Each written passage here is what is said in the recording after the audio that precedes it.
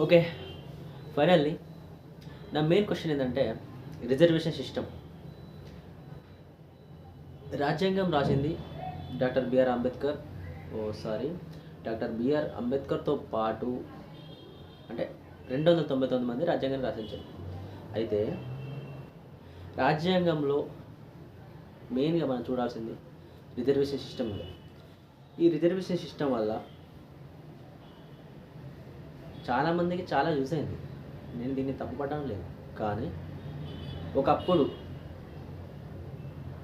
కొంతమంది ప్రజల్ని చులకనగా, కొంతమంది అణగారిన కులాలని చులకన చూడడం వల్ల, ఆ రిజర్వేషన్ సిస్టమ్ పెట్టడం వల్ల ఎంతో కొంత యూజ్ అయింది ఆ టైంలో. కానీ కాలం మారింది, మనుషులు మారిండ్రు, సమాజం చైతన్యవంతమైంది. ఇలాంటప్పుడు ఈ రిజర్వేషన్ సిస్టమ్ పెట్టడం, ఈ రిజర్వేషన్ సిస్టమ్ వల్ల ఏమైనా యూజ్ ఉందా?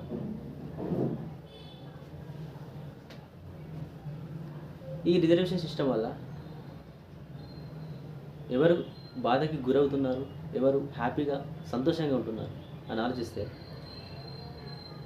రాజ్యాంగం రాసినప్పుడు, ఈ రిజర్వేషన్ పెట్టినప్పుడు ఎస్సీ ఎస్టీ వాళ్ళకు కొన్ని ఆపర్చునిటీస్ ఎక్కువ వచ్చే విధంగా రాసిండు. బీసీ ఓసీ ఇంకేమన్నా కులాలు ఉంటే వీళ్ళు కొంచెం తక్కువ ఆపర్చునిటీ వచ్చే విధంగా ఉన్నాయి రిజర్వేషన్.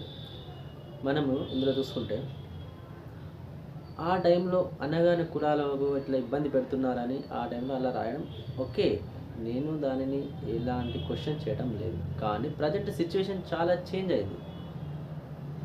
ఏ విధంగా అంటే ప్రతి ఒక్కరు సమానంగా ఉన్నారు, ఈక్వల్గా ఉన్నారు. ఎవరు తక్కువ కాదు, ఎవరు ఎక్కువ కాదు, ప్రతి ఒక్కరు సమానంగా ఉన్నారు. అలాంటప్పుడు ఈ సమానత్వాన్ని క్వశ్చన్ మార్క్ చేసేదే రిజర్వేషన్ సిస్టమ్ అని నేను భావిస్తున్నాను.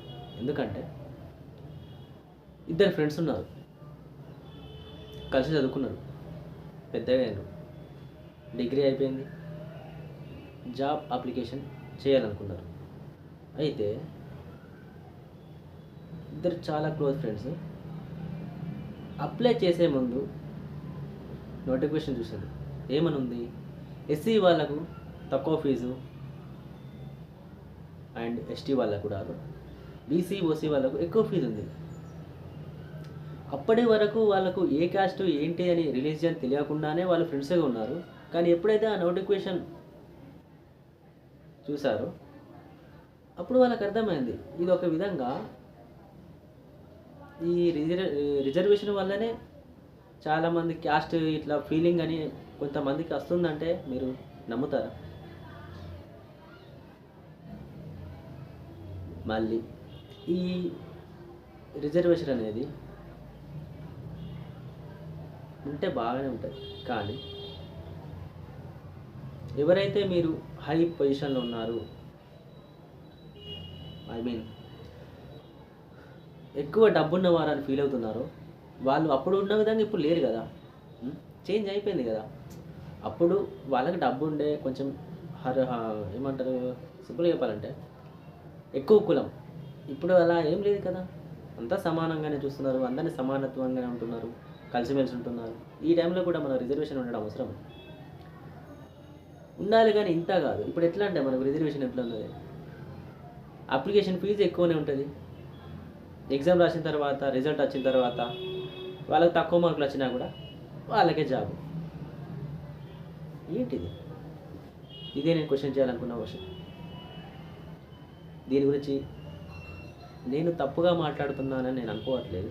ఒకవేళ తప్పుగా మాట్లాడితే క్షమించండి, బట్ ఈ క్వశ్చన్ మాత్రం రేజ్ చేయండి. ఒకవేళ మీకు అనిపిస్తే ఇప్పుడు కాకుండా ఎప్పటికైనా ఇది చేంజ్ ఓవర్ రావాలి.